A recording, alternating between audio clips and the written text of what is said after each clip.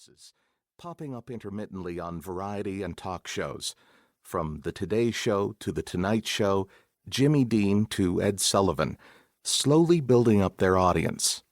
Or you might glimpse the Muppets in a commercial. Even there, the puppets had an electric, mirthful irreverence that made them mesmerizing. Hunt was also bowled over by the technical finesse behind the silly facade, as Henson brilliantly experimented with the tricks of television to make his puppets seem more alive than had ever been seen before. Like Hunt, the Muppets seemed to take very seriously the fine art of being very funny. But now, the Muppets seemed on the verge of something bigger. They were finishing up their first year of Sesame Street, which drew in a surprisingly wide audience of all ages for a children's educational public television program with puppets. Hunt recognized in the Muppets a kindred sense of wild creativity, a place where his well-honed humor might be useful, especially as they found a more stable niche on television and seemed poised for further expansion. Why not hitch his wagon to that rising star? I thought, this might be a good way to do something, Hunt said. I thought, the Muppets are nuts. That I could tell right away. I felt I would fit right into that. So one afternoon in Manhattan, his confident, mischievous, gap-toothed grin disguising any nervousness he might have felt, Hunt strolled over to a payphone, dropped in his dime, and cold-called the Muppets. "Hello, Henson Associates," said the receptionist. "Hi," Hunt said amiably. "I'm a puppeteer. Can you use me?" He was just 18 years old. Initially, Hunt figured the Muppets would be just another temporary gig, a side trip en route to a real career. I thought, 'cause I was going to be an actor, I thought, well, I'll just do this for a couple of years and it will be good because giving something to the children. And 20 years later, here I am. Part 1. Chapter 1. Jersey Boy.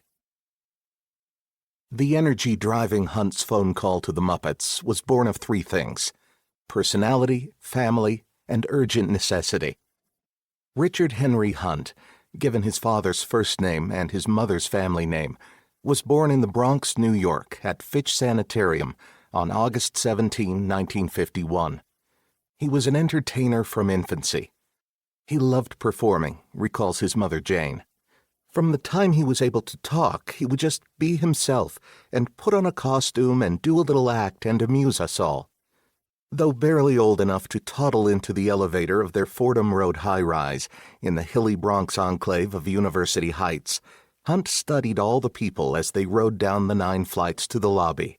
He loved to watch, she says. He'd back up into a corner and stand there all the way down, just observing, not saying a word, just watching and listening. She credits this sheer fascination with people as the basis of his talent. "I came from a very ultra-liberal, supportive, loving family," said Hunt. "We were very poor."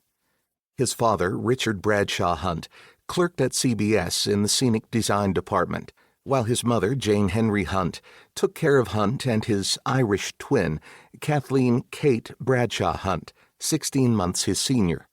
But in their hearts, his parents lived to perform. A family friend got a typical first impression of them years later in the New Jersey house. He opened the front door to find Richard Bradshaw and Jane strolling arm in arm down the stairs, singing the title track from the movie musical 42nd Street. "Come and meet those dancin' feet on the avenue I'm taking you to." Hunt described his parents as frustrated actors. "I'm the only one who really made a living in it, as we all assumed I would." Seeing his interest in their beloved field, Hunt's parents encouraged his talent from the very beginning, exposing him to the performing world, and he took to it like a plant to light. When he was about 4, his parents took him and Kate to a Sunday matinee of the Nutcracker at the New York City Center of Music and Dance. Afterward, star ballerina and family friend Diana Adams showed them around backstage. Hunt was beside himself, looking at the costumes and the dressing rooms, becoming wide-eyed and silent as they... To keep listening to this audiobook for free, click the link in the description. It will take you to a free Audible trial where you can listen to this and many other books for free for 30 days.